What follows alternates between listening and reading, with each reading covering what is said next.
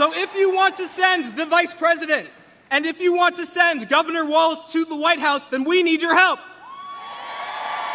Folks, the time to vote is now. The election doesn't start on the 5th. It's happening right now. Check your watch. You can vote early in person at any voting location in the county.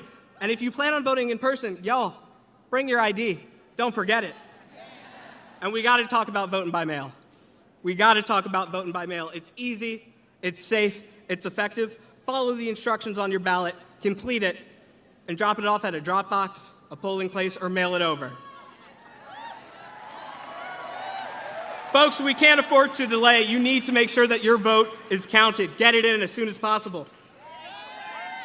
But listen, y'all, the truth is, the outcome of this election depends on each and every one of us that are here today. We can't do this alone. Y'all, we have 18 days. We have 18 days to win. We have 18 days to canvass, to phone bank, to organize, to fight, and that's what we're gonna do.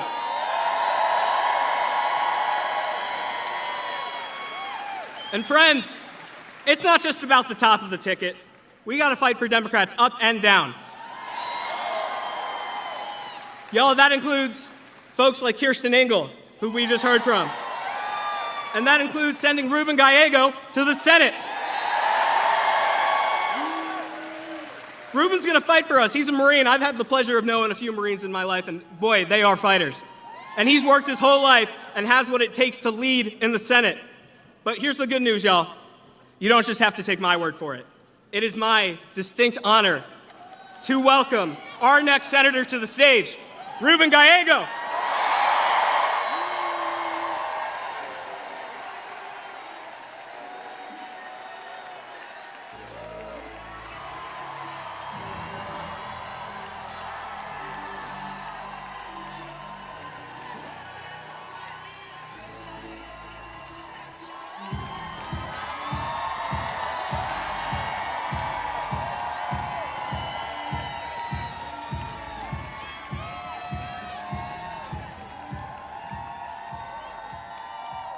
Good evening, Tucson. Thank you for being here. It is good to be here with so many friends, longtime friends and supporters, and good Americans. For those of you that don't know me, my name is Ruben Gallego. I'm a dad, a husband, congressman, your next U.S. Senator, and a very proud Arizonan. But before Congress, I served the United States Marine Corps. There's always one. Rah! I enlisted to serve the greatest country in the world. The country that gave me and my family a chance, a shot. And those were some tough days. But the fight for my brothers in Lima 325 was worth it. And so is the fight that we are now engaged in. Arizona, we have 18 days until Election Day. 18 days until we change the world. And this excitement, this energy to have a better, brighter future for Arizonans together, juntos, unidos, we are ready to vote that way.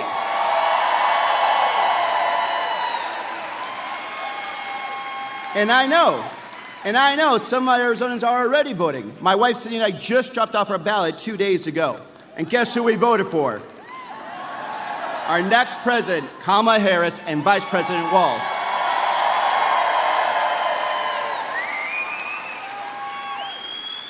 But for you that have done it, that feeling of taking power, taking action, to protect the future of our kids, to vote for the future of our kids, to make sure that they have something better, that they have something to grasp onto, some belief and hope in the future that I had.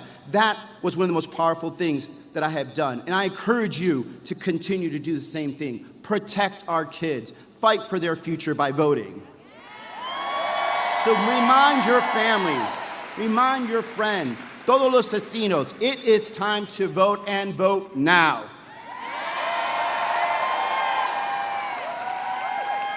There is a lot at stake in this election. Cutting costs for our families, protecting abortion rights, and defending our democracy. All of that and more is on the ballot this year. Since launching our campaign, I spent the last 22 months, yes, 22 months, crisscrossing Arizona, with the first campaign stop here in Tucson. I've spoken with Arizonans everywhere, the farmer in Yuma, the sheriff in Parker, the mom in Mesa, the teacher in Maryville, the student in the Navajo Nation, the abuelita here in Tucson. And here's the thing, we have so much in common. We want to build a better Arizona for our families and our communities. And that's what this election is about. Kari Lake will give us none of that. She will do anything. She will say anything. She will do anything to gain power and hurt Arizonans in the process. She will ban abortion rights and not even look back. She will put Medicare on the chopping block, and she has been very clear. She will block any logical border security bill and immigration reform bill that Arizona needs. This is someone who is still trying to declare herself governor after losing 2 years ago. Kari Lake is not looking out for you, but we are looking out for you. And I will make sure that your abortion rights are protected. You have a right and a future in this country. Because first and foremost, I am a Marine, and we never back down from a fight. So for my daughter, Isla, who deserves the same rights that her grandmother had, let's fight. For my mom, who worked so hard to put food on the table, keep us in the same shelter for 4 years, and send us all to college, let's fight for her. For my son, Michael, who deserves the brightest future I can give him, let's fight. In the Marines, we always said, if you fail to plan, you're planning to fail. So, please, make a plan to vote. Mail back your ballot or drop it off in person. Make sure your voice is heard. And together, we can defeat Kari Lake. Defeat Donald Trump. Fight for a better future for Arizona and for our families. Let's go win this, Arizona. Muchas gracias. And with that, I am truly honored to introduce a man that requires no introduction. My friend, a fighter for families, one of the most dedicated public servants our country has known, the 44th President of the United States, Barack Obama.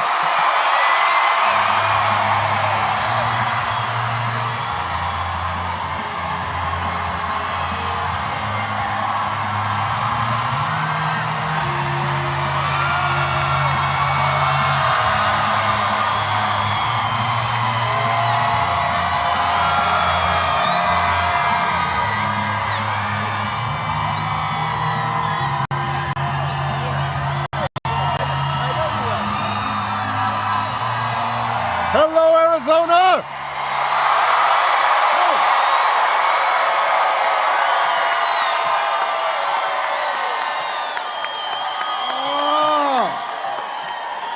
Hello, Tucson! Are you fired up? Are you ready to go? Man, it is good to be back. It is good to be back in Arizona. It's good to be back in Tucson. And I appreciate y'all coming out the day before homecoming. As we landed, we saw Colorado's buses at the airport. And I know, Colorado's got a couple good players, but I also know you guys have beaten them twice in a row, so don't bet against the Wildcats tomorrow. Come on. I love you back. But I am not here just to talk about football. I am here to ask you to vote for my friend and your outstanding Congressman, Raul Grijalva, for your next member of Congress from the 6th District, Kirsten Engel, for your outstanding next United States Senator, Ruben Gallego, and for the next President of the United States, Kamala Harris.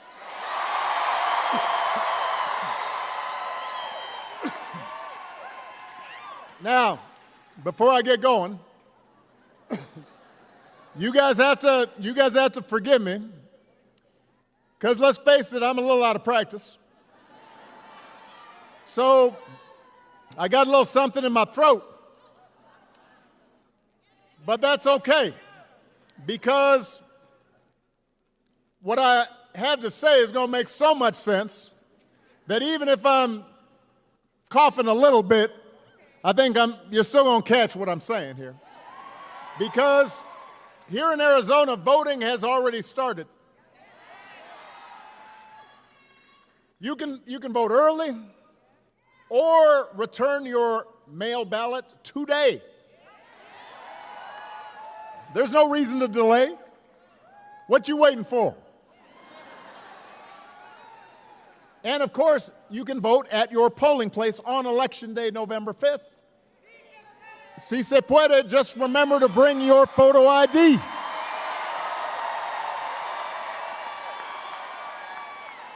And I think as Ruben mentioned, si se puede. But as Ruben mentioned, you need to make a plan. And if you've got any confusion, any uncertainty about what your plan is to vote, then you go to iwillvote.com/AZ. And then once you've got a plan, then you've got to make sure your friends and family make a plan to vote too.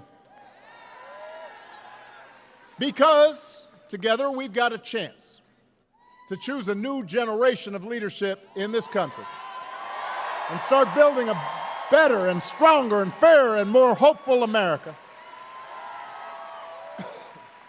Now, we know this election is going to be tight. And it's going to be tight because a lot of Americans are struggling right now. As a country, we've been through a lot over the last few years. We've had a historic pandemic that wreaked havoc on communities and businesses. Disruptions from the pandemic then caused prices to spike, and that put a strain on family budgets.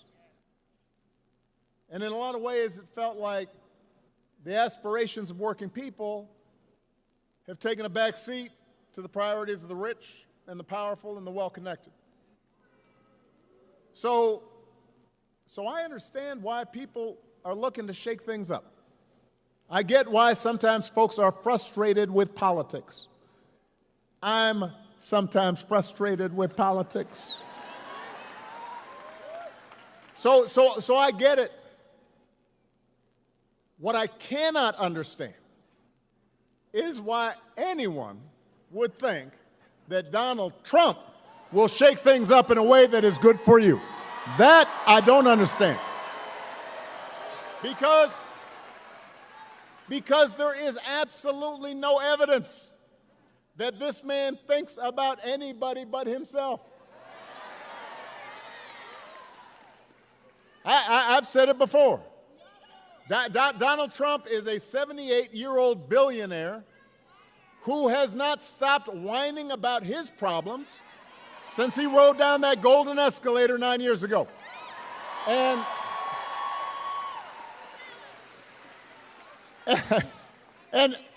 when he's not complaining, he's trying to sell you stuff.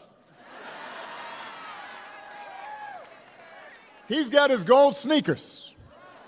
He's got the $100,000 watch. Says it's a Swiss watch, but nobody can actually figure out where in Switzerland was this thing made. He's got, this is my favorite. He's got the Trump Bible. Wants you to buy the Word of God, Donald Trump edition. His name's going to be on there, embossed, right next to Luke and Mark and Matthew.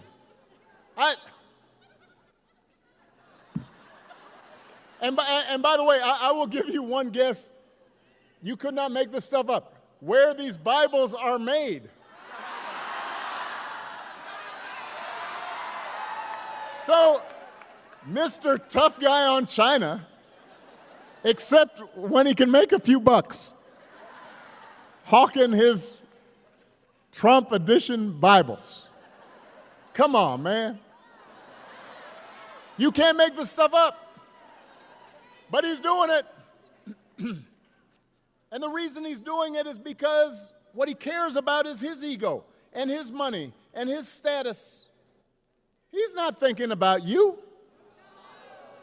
Donald Trump sees power as nothing more than a means to his ends. He wants the middle class to pay the price for another huge tax cut that would mostly help him and his country club buddies. He doesn't care if he costs more women their reproductive freedoms because it won't make a difference in his life. Do not boo. Vote. They can't hear you when you boo, but when you vote, everybody can hear you.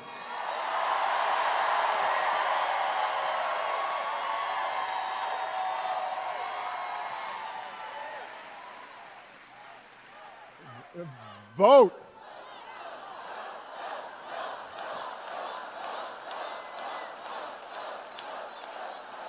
Most of all, Donald Trump wants us to think that this country is hopelessly divided between us and them, between the, quote, real Americans, by which he means his supporters, and the outsiders who don't support him. Because having people divided and angry and aggrieved and resentful, he figures that boosts his chances to get elected. Now, so those are his intentions. I do have to point out that along with his intentions, there is also a question of his competence. Have you seen him lately? I mean, he is out there, he's given 2.5 hour speeches, just word salads. You have no idea what he's talking about. He's talking about Hannibal Lecter. He's talking about this. He's talking about that. He held a town hall meeting where he just, let me explain, because I've done a lot of town hall meetings. The point of a town hall meeting is to take questions. He just decided, you know what, I'm going to stop taking questions, and then he's swaying to Ave Maria and YMCA for about half an hour. Folks are standing there not sure what's happening. Can you imagine if I did that? Can you imagine if Ruben did that right in the middle? Now, our playlist would probably be better. But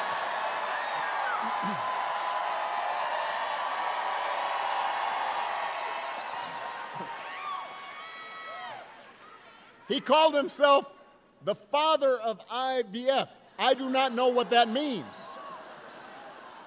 You do not either. He said January 6th was a day of love. Do not boo, vote. It made January 6th sound like it was Woodstock. You would be worried if your grandpa was acting like this. No, I'm not joking. You would, right? You'd call up your cousins and you say, have you noticed?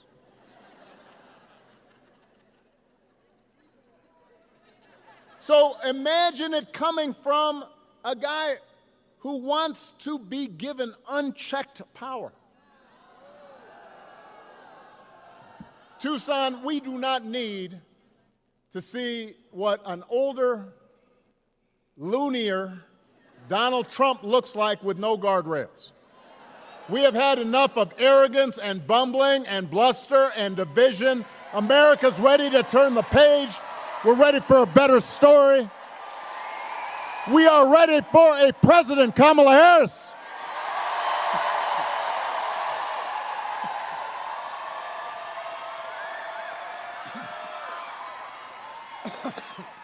I warned you.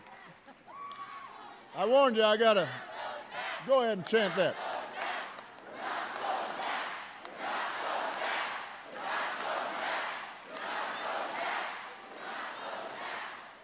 And the good news is, Kamala Harris is ready to do the job.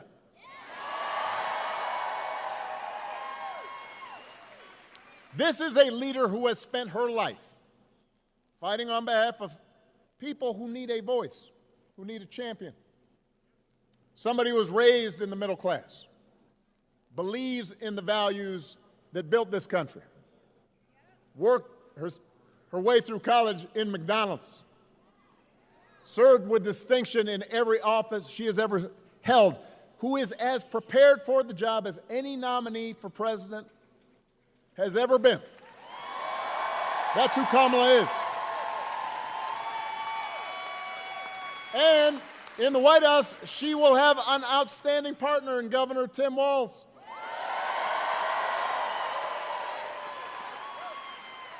Love that dude. Tim's a veteran. He's a teacher, he's a coach, he's a hunter, been a great governor working with Democrats and Republicans to get stuff done. And I learned the other day, he can take a vintage truck apart and put it back together again, which is just cool. You think Donald Trump can do that? For that matter, do you think Donald Trump has ever changed a tire in his life?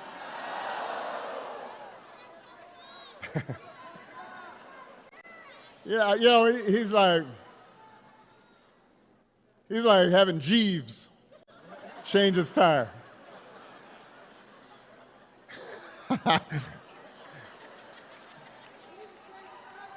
The point is, I was just picturing it. The point is, if you elect Kamala and Tim, they will not be focused on their problems, they will be focused on yours. They understand that too many folks, not just here in Arizona, but across the country, are still struggling to pay the bills. Even though wages are steadily growing, even though inflation's finally slowing, the price of everything, from healthcare to housing to groceries, it's still too high, and it hurts. So the question is not whether or not we need to do some things different. The question is, who's really going to do something about it? So what we need to do is to evaluate the plans of the respective candidates.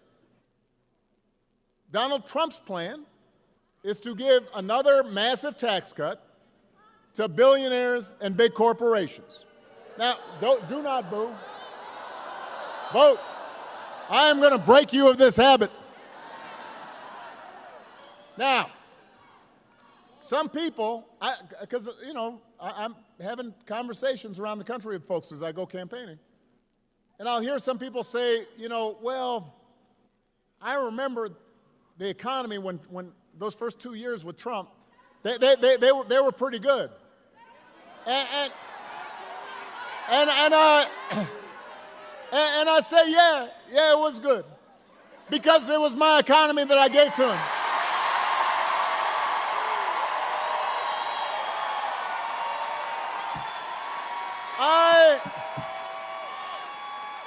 I had spent the previous 8 years cleaning up the mess that Republicans had left me.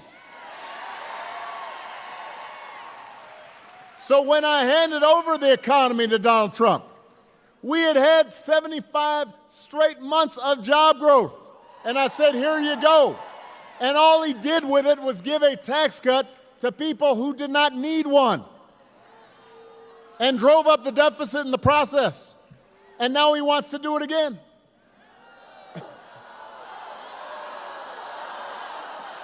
Now, wait. Now, in fairness, his other big economic plan is to slap tariffs on everything from food to TVs. Now, understand a tariff is any imported good, you just slap an extra cost on it. And if some other country's not playing fair in terms of trade, then you use it as a tool in your tool belt.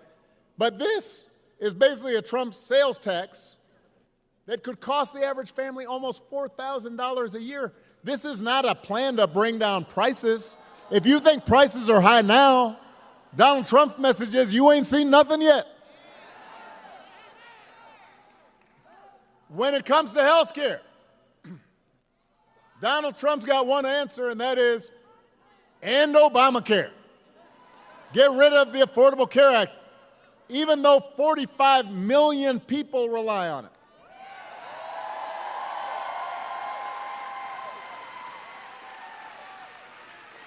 A couple of weeks ago, his running mate had the nerve, the chutzpah, to say that Donald Trump salvaged the Affordable Care Act. What? Donald Trump spent his entire presidency trying to dismantle it, and he couldn't even do that right. Thanks to John McCain, he didn't do it.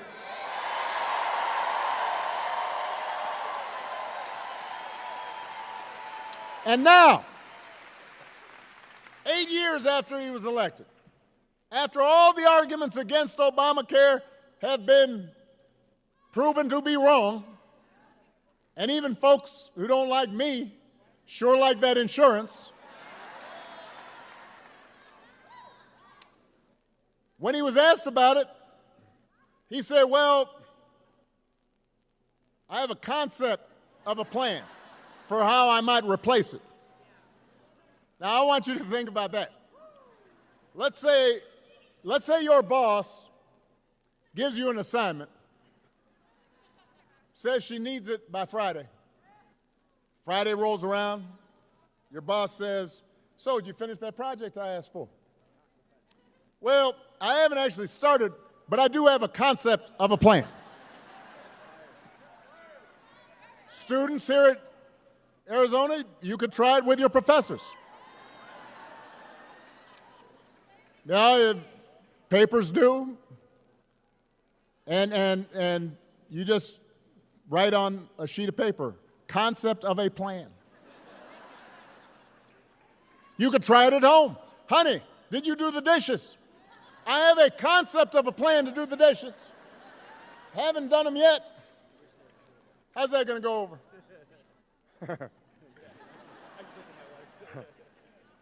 If it wouldn't work for you, why should it work for the President of the United States? But the good news is that Kamala Harris does not have concepts of a plan. She has an actual plan to make your life better.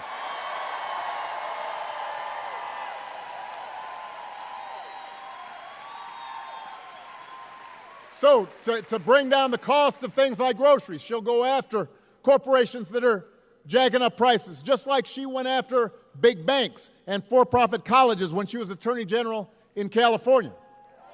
And believe me, when Kamala does, nobody's going to want to stand in her way. I've witnessed it. I remember after the home mortgage crisis, Kamala pushed me and my administration harder than any other Attorney General in the country to make sure homeowners got a fair settlement. And it didn't matter that I was a Democrat. She wasn't going to let anything stop her from winning as much relief as possible for the families who deserved it. That's who she is. That's the kind of president Kamala Harris will be.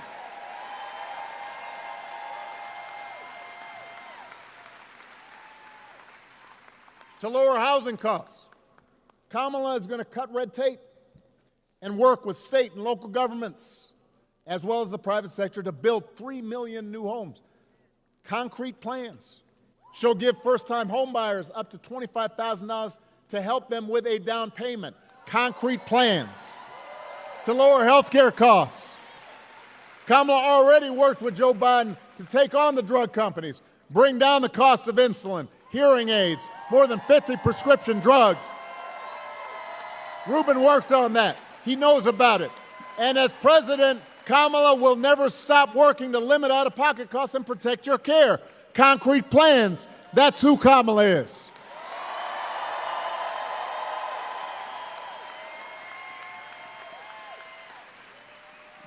And instead of giving more tax cuts to billionaires and people who don't need them and raising prices on working families, Kamala's going to give a tax cut to 100 million middle-class and working people here in America. So, if you're a new parent, you could qualify for a $6,000 tax credit during the first year of your child's life. That will help, because raising kids is hard. She wants to make it easier to afford stuff like a crib or a car seat or diapers. You think Donald Trump's ever changed the diaper? No. Jeeves, what is this?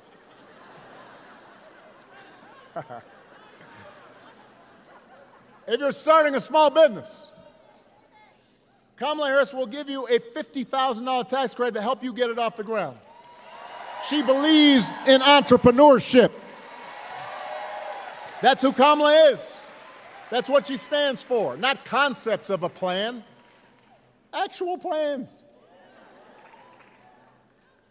Now, if you challenge Trump or J.D. Vance on these quote-unquote concepts, they'll fall back on one final answer. This is their go-to. After everything else makes no sense, they'll go, and it doesn't matter what the issue is, housing, health care, education, paying the bills. He'll blame immigrants. He wants you to believe that if you let him round up whoever he wants and ship them out, all your problems will be solved. Now, wait, hold on a second, because this is a serious piece of business. Arizona is a border state. You know there are real issues at the border. We can't pretend there are not. We are a nation of laws, and we are a nation of immigrants. We were built on immigrants looking for a better life. We also have to make sure that the system works the way it was supposed to, right? So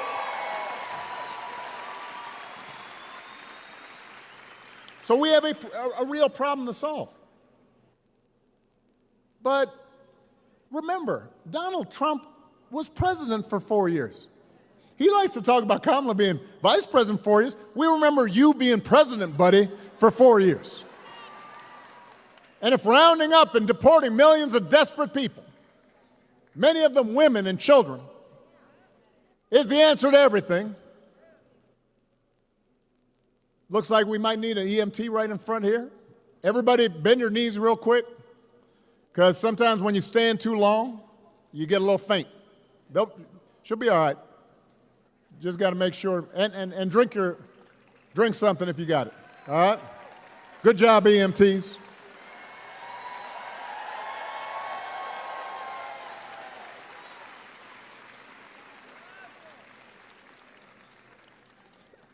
So the question is,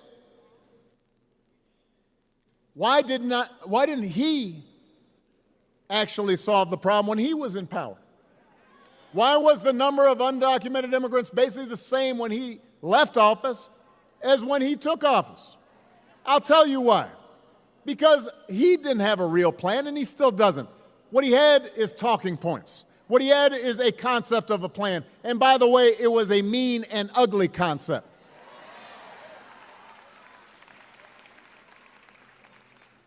You know what would actually help bring order to the border and actually help fix our immigration system? The bipartisan deal that Kamala Harris supported, even though it was written by one of the most conservative Republicans in Congress, and Donald Trump deliberately lobbied against it and told Republicans don't vote for it because he figured that if you passed it, he would not be able to engage in the same kind of fear-mongering that he's been doing. He cared more about winning an election than he did to actually solve the problem. Vote.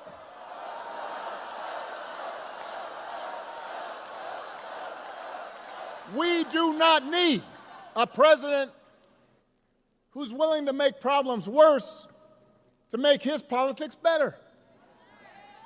We need a president who actually cares about solving problems, making your life better. That's what Kamala Harris will do. And that's why you got to vote. And to help her do it, she needs a Senate full of public servants like Ruben Gallego.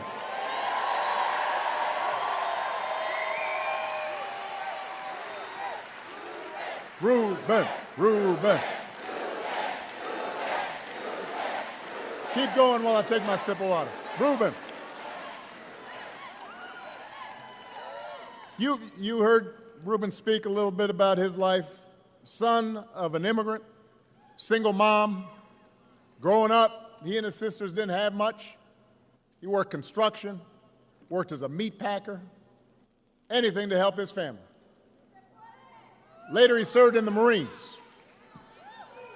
In Congress, he's proven that he will stand up to corporate price gouging and work to lower costs for families. Ruben's the kind of person we need in Washington. This is the kind of person who's going to help Kamala get stuff done. Folks who share our values and will do whatever they can to move the country forward.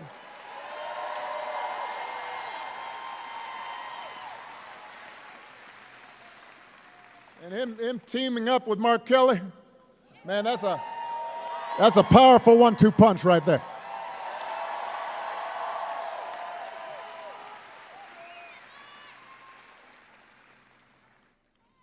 One of those values that Ruben shares and that's talked a lot about in the campaign is freedom. So I want to talk a little bit about that. I do not think we've ever had an election with candidates who understand freedom so differently. For Donald Trump and his cronies, freedom means that the powerful can do whatever they please. That's his definition of freedom. I want to fire workers for trying to organize a union. I should be free to do so. You know, they want the freedom to throw out votes if they lose an election. They want to control what women can and can't do to their bodies. In other words, for Trump, freedom is getting away with stuff. And it's like he said in the middle of the pandemic, when he said, I do not take any responsibility at all. I'm not sure any American president has ever uttered those words other than Donald Trump. I do not take any. People were dying. Hospitals overrun. I do not take any responsibility at all. That's his idea of freedom. I do what I want, and I'm not responsible for anything. We have a broader idea of freedom. We believe in the freedom to provide for our families if we're willing to work. The freedom to breathe clean air and drink clean water. The freedom to send our kids to school without worrying if they'll come home safely.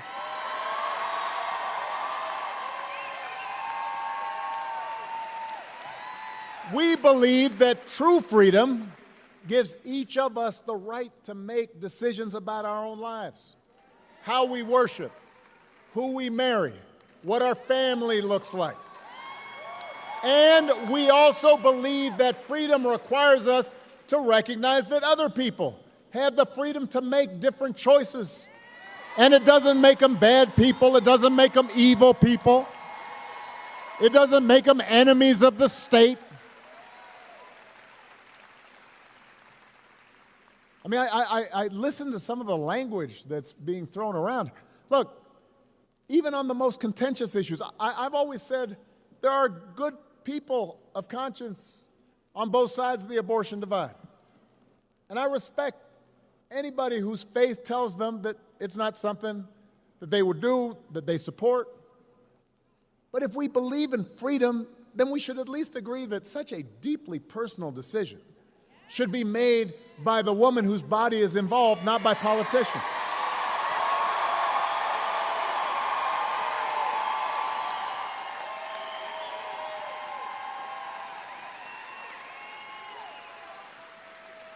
And it's been fascinating to watch Donald Trump just try to tie himself into a pretzel on this issue, because he sees that what his party has been doing is unpopular. And so when he ran for president the first time, he said he would support punishing women who got an abortion. Punishing women. Then a couple weeks ago, he tells women he'll be their, quote, protector. I will tell you how he protected you, quote unquote. He handpicked 3 of the Supreme Court justices who overturned Roe versus Wade. He bragged about it, and now there are Trump abortion bans in 20 states, many of them with no exceptions for rape and incest. And he's out there saying, well, you know, everyone wanted it this way. Really? Donald Trump may be confused, but let's be clear about what's at stake here. If you send Ruben Gallego to the Senate, he'll vote to restore the reproductive freedom that women had for nearly 50 years. And if Congress passes that bill, Kamala Harris will sign it into law.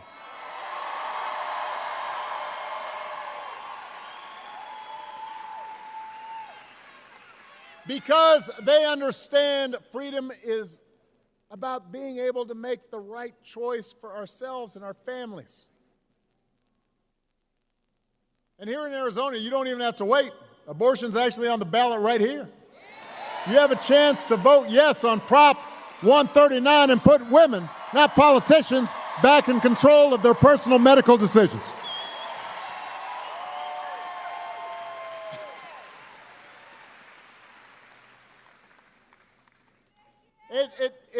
It's an example of how, at the end of the day, this election, it's not just about policies. It's not just about plans or concepts of a plan. It's about values. It's about who we are, how we treat each other, the example we want to set for our children and their children. It's about character. Some of you know that when I was growing up, I didn't have a father in the house. But I was lucky enough to have people around me. A stepfather for a time, my grandparents, teachers, coaches, and most of all, my mom, who taught me the difference between right and wrong, who showed me what it meant to have integrity, and to be honest, and to be responsible, and to work hard, and to treat other people the way I wanted them to treat me. And I suspect most of you grew up the same way. And as you know, I wasn't perfect right off the bat. And sometimes I didn't live up to those values, and I made mistakes. And I tried to learn from them. And then as I got older, I continued to benefit from people who reinforced those values. And obviously, my wife, Michelle, was one of those people.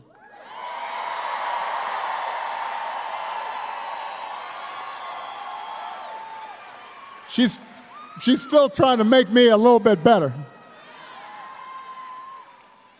But it wasn't just Michelle. It was also friends and coworkers and neighbors and even political opponents, people on the other side of the aisle. And I already mentioned it before, being here in Tucson, I'm thinking about my friend John McCain. Yeah, now, I don't want to over-romanticize our relationship, and, you know, John was conservative, to put it mildly. Ran against me in 2008. Talked about me on the campaign trail. But you know what? He understood that some values transcend party. He believed in honest argument and hearing the views of other people. He didn't demonize his political opponents. You remember the time at the end of the campaign when a woman at one of his rallies said, "Oh, Obama, you can't vote for that Arab. He's not even a citizen." And she started going on a rant, and he said, ma'am, hold on a second. I have a lot of disagreements with Senator Obama, but I serve with him. He's a good man. He's an honorable man. He's a patriotic American. Shut it down. He knew that if we get in the habit of bending the truth to suit political expediency or party orthodoxy, our democracy can't work. The man had character. People like Gabby Giffords and Mark Kelly have character.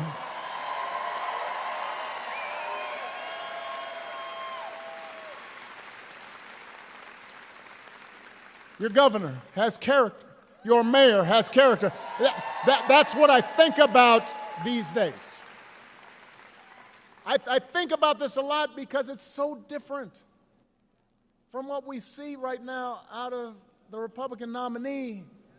And increasingly, the entire party has just decided it's okay. I mean, one of the most disturbing things about this election and Donald Trump's rise in politics is how we seem to have set aside the values that people like a John McCain stood for. Values we were taught. A few weeks ago, we had one of the deadliest hurricanes in American history. And President Biden and Vice President Harris were down in North Carolina meeting with local officials and comforting families. And meanwhile, Donald Trump and his running mate were making up stories, circulating stories about how the Biden administration was withholding aid and not giving it to Republican areas and giving it to undocumented immigrants, just making stuff up.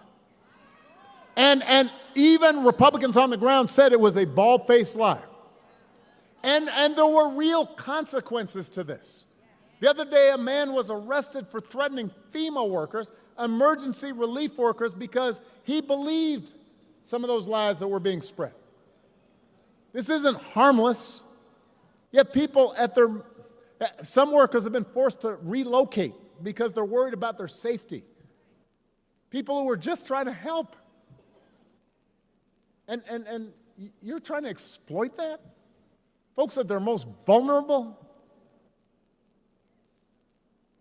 It is shameful. And because Donald Trump feels like making stuff up, you've got hard-working public servants who cannot do their jobs. And you've got desperate families being left to fend for themselves. Some of them are not even applying for aid they're eligible for because they've believed that, well, there's no point because I'm not going to get help. So my question is, when did that become okay? Look, just hold on a second. I really want to focus on this. No matter where you are on the issues, how could you go along with that? If your coworkers acted like that, they wouldn't be your coworkers for very long. If you had a family member who acted like that, just making stuff up, hurtful stuff. You might still love them, but you tell them you got a problem. And you certainly wouldn't put them in charge of anything. And yet when Donald Trump lies or cheats or bullies or shows utter disregard for our Constitution, when he calls service members like John McCain losers because they died in battle or were captured, when he calls fellow citizens vermin or the enemy within, people make excuses for it. They think it's okay, so long as their side wins. And I have to say, I've noticed this especially with some men who think Trump's behavior, the bullying and the putting people down and acting all, pretend tough guy, that somehow that's a sign of strength. I am here to tell you that is not what real strength is. Never has been. Real strength is about working hard and carrying a heavy load without complaining. Real strength is about taking responsibility for your actions and telling the truth even when it's inconvenient. Real strength is about helping people who need it and standing up for those who can't always stand up for themselves. That's what we should want for our daughters and our sons. That's what I want to see in the President of the United States of America.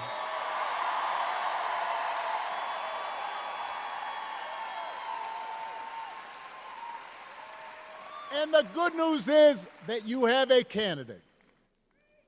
You have candidates to vote for in this election who demonstrate character, who know what real strength looks like, who will set a good example and will do the right thing and leave this country better than they found it.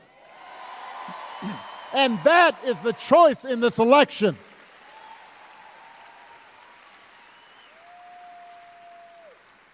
So, if you are talking to friends and family and neighbors, and it's hard to have political conversations right now. Sometimes families are getting divided. It's getting so intense. Friendships are broken off because of it. It shouldn't be that way. But Ruben and I were talking to a remarkable group of men right before we came out, and we were talking about this, and somebody said, man, I'm just so tired of everybody being divided and mean and nasty.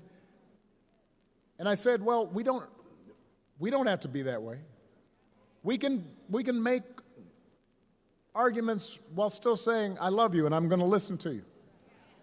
But you need to have those conversations, though. If somebody says, well, I'm thinking about voting for Trump because I remember the economy being pretty good, remind them why it was good. If you say, well, I'm mad about higher prices, you say, well, hey, what is exactly Donald Trump's plan for higher prices? Just ask him. And if they don't, you tell him he's got concepts of a plan, and it don't make sense. If they're concerned about issues like immigration, ask them, well, what do you think he's going to do? Because we know what he did the first time didn't work. You can have that conversation. And if after you've gone through that, and the folks who are unconvinced say, yeah, I don't know, I still like him, then I think you have to then say, yeah, but what about character? What about values? Because that matters. It's not just policies are on the ballot. Don't vote for somebody who does not respect you. Don't vote for somebody who makes fun of people because they're not like them.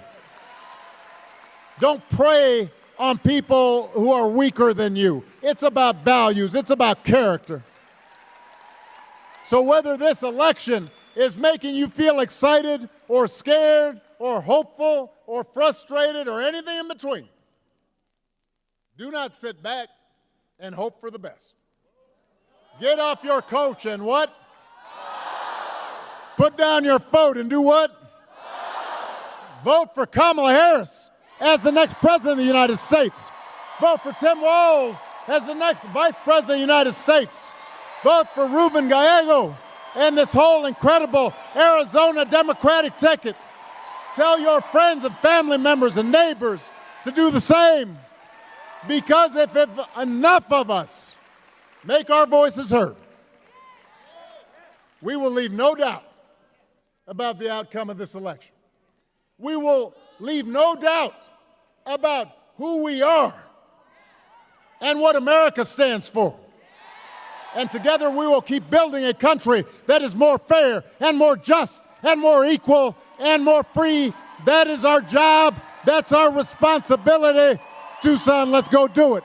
Thank you. I love you. Bye-bye.